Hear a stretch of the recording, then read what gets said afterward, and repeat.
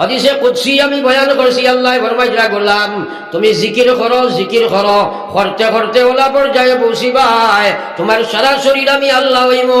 এর অর্থ গোলাম তুমি আরো আল্লাহ বনবাই কথা নাই, অর্থাৎ জিকিরের পর্যায়ে বসতে বসতে যে সময় ফানাতিল্লাহ হয়ে যাইবাই তখন তোমার সারা শরীর ওখানে আল্লাহর নূরে রূপায়িত হয়ে যাইব। এই জিসিম আর মাটির জিসিম থাকছো নাই, জিকির তোমার নিজে বনি যাইব।